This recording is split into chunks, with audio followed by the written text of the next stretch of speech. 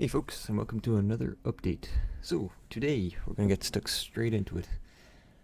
So here you can see a sheet of character poses I've been trying. Trying to get a lot more movement into it, but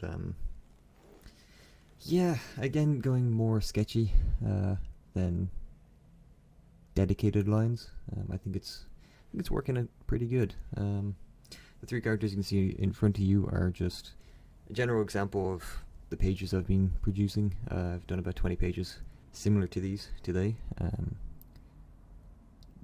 Yeah, just trying to figure out, even just adding in, as you can see in character 1 and 2 on the right hand side, adding in guns and trying to figure out how a gun would be held around the body. It's a nice little way of trying to figure out how poses would actually work, rather than just having to worry about the character's own anatomy. Trying to fit an object in and around that space now is just making me think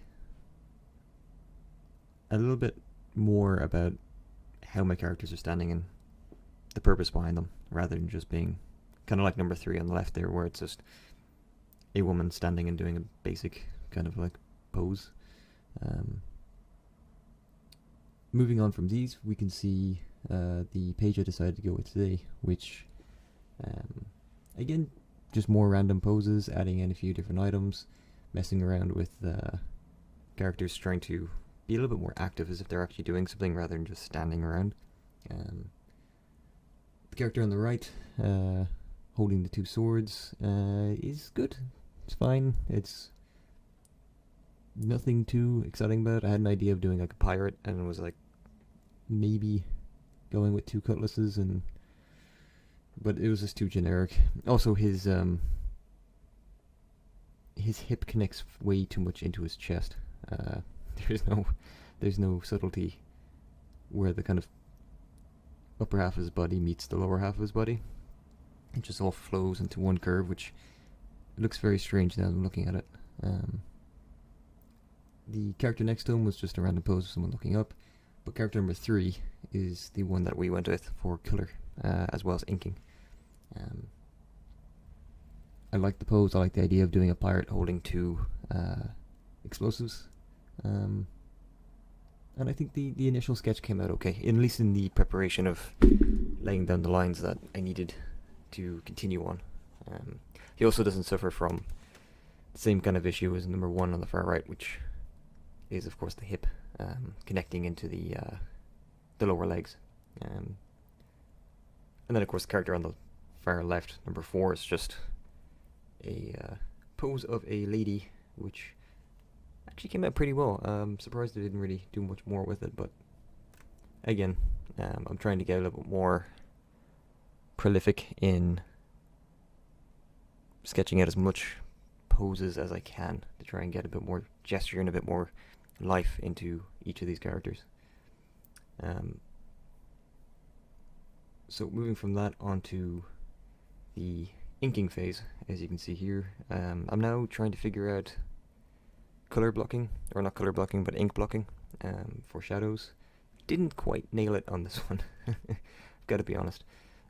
Still trying to figure out folds on a coat, but I am now trying to mess around with the thickness of the ink lines. As you can see, there are thin lines on top, thick lines underneath, to kind of give that weight to not only the clothing but the actual anatomy. Also using it for casting shadows as well as definition on the muscle groups. So a little bit more is being done with the inking phase now. I'm starting to think about it a lot more. I wouldn't say this image is particularly well inked, but where I'm trying to go with it and the stuff I'm trying to learn now, it's a step up in the sense that I'm actually trying to tackle things I haven't been doing, but still so much to do. But I think it came out okay. It's decent. It's not terrible. It's fine. I like the beard.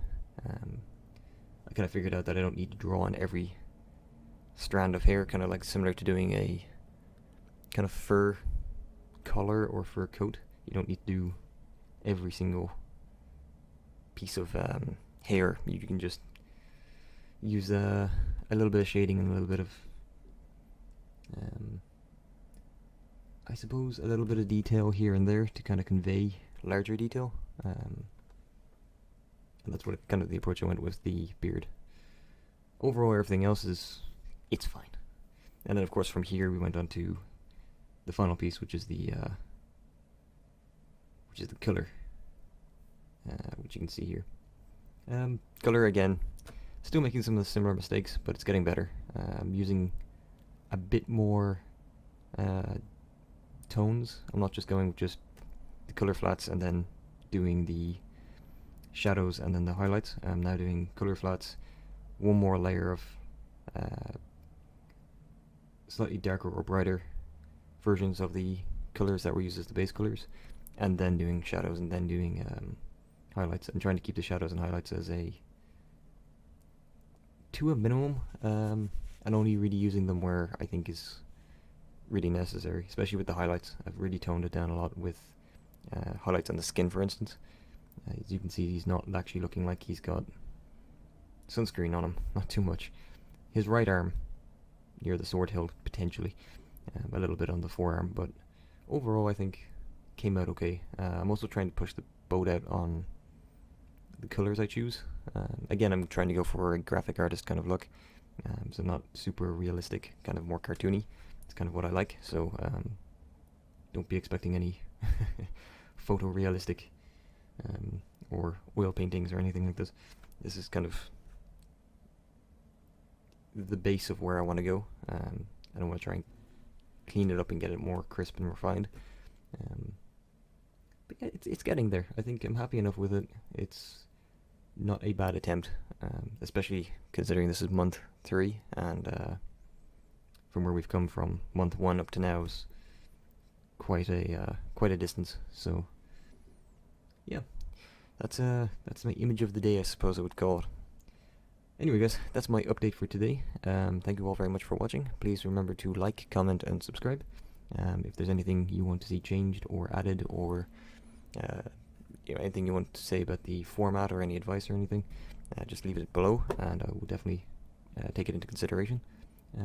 Until then though, have a fantastic evening and a better tomorrow, and I'll catch you guys in the next update.